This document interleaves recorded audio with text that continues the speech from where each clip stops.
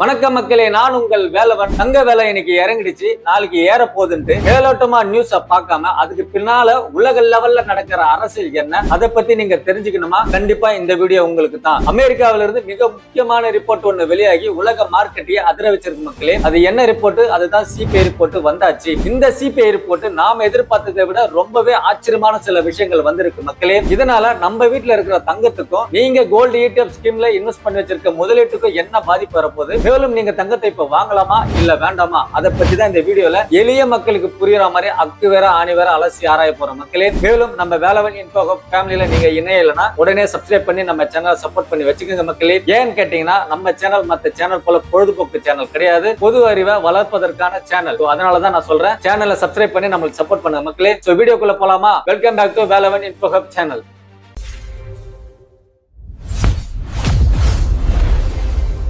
முதல்ல இந்த CBI report என்னன்னு நம்ம நியூ வியூவருக்கு சொல்லிடலாம் மக்களே. சிம்பிளா சீக்கிரமா சொல்லிடுறேன். சிபிஐ ரிப்போர்ட்னா என்னன்னா கன்சியூமர் பிரைஸ் இண்டெக்ஸ் அமெரிக்காவில சொல்லுவாங்க நண்பர்களே. அதாவது நம்ம ஊர்ல விலைவாசி ஏற்ற இறக்கத்தை பத்தி நம்ம பேசுவோம் பாத்தீங்களா, அதே மாதிரிதான் அமெரிக்காவில இருக்கிற மக்கள் அவங்க அன்றாட வாழ்க்கையில யூஸ் பண்ற காய்கறி பொருள்ல இருந்து பெட்ரோல் டீசல் வரைக்கும் கேஸ் வரைக்கும் எல்லாத்தையும் அவங்க யூஸ் பண்ற குறியீடை விலைவாசி ஏற்ற இறக்கத்தை குறிக்கிற குறியீடு தான் இந்த சிபிஐ ரிப்போர்ட்னு சொல்லுவாங்க மக்களே அமெரிக்காவில. அந்த சிபிஐ ரிப்போர்ட் தான் நேற்று இந்திய நேரப்படி 6 மணிக்கு நம்ம இந்தியாவில வெளியா இருக்கு மக்களே. இந்த சிபிஐ ரிப்போர்ட் உலக மார்க்கெட்டே அதிர வச்சிருக்கு நண்பர்களே. ஏன்னு பாத்தீங்கன்னா கடந்த மே மாசம் இந்த சிபிஐ ரிப்போர்ட் 4.2% உச்சத்துல இருந்தது. அப்படியே குறைஞ்சு போன மாசம் ஜூன் மாசம் 3.5% இருக்குது மக்களே. என்னடா இது ஆச்சரியமா இருக்குன்னு தானே பாக்குறீங்க. போர் உச்சத்துல இருக்குது, எப்படி சிபிஐ ரிப்போர்ட் இன்ஃபிளேஷன் அமெரிக்காவில் கம்மியாச்சுன்னு தானே யோசிக்கிறீங்க. அதை பத்தி தான் நான் உங்களுக்கு தெளிவா சொல்ல போறேன், நல்லா கவனிச்சு பாருங்க மக்களே. அதாவது மே மாசம் அமெரிக்காவுக்கு ஈரானுக்கு போர் அதிகமா இருக்கிறதுனாலதான் இந்த கச்சா எண்ணெய் தாறுமாறா ஏறி போயிட்டு நின்னுச்சு.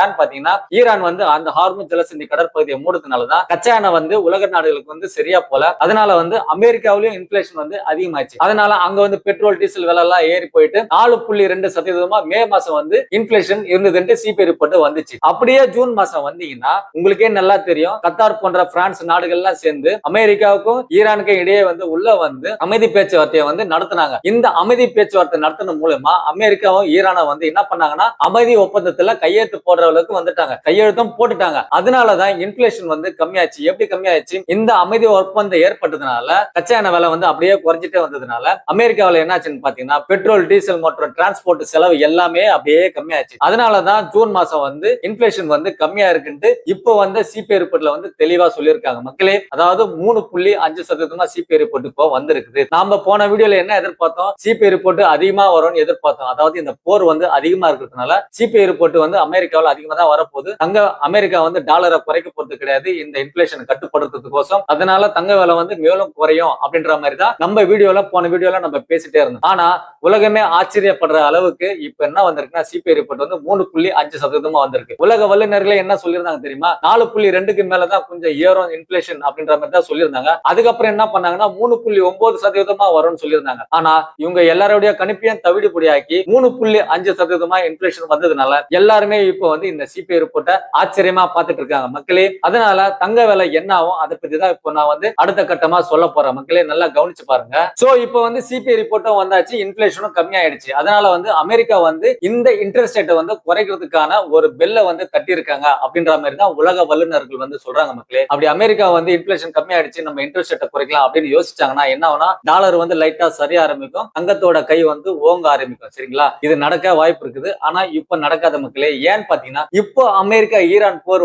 மறுபடியும் உச்சத்துக்கு ஸ்டார்ட் ஆயிருக்குது. இதனால இந்த ஜூலை மாசத்துக்கான இன்ஃபிளேஷன் சிபிஐ ரிப்போர்ட் அடுத்த மாசம் வரும். அந்த மாச ரிப்போர்ட்ல கண்டிப்பா இன்ஃபிளேஷன் ரிப்போர்ட் இந்த 3.5% இருந்து ஏறத்தான் வாய்ப்பு இருக்கு மக்களே. ஏன்னா இந்த போர் மறுபடியும் உச்சத்தை தொட்டு இருக்கு.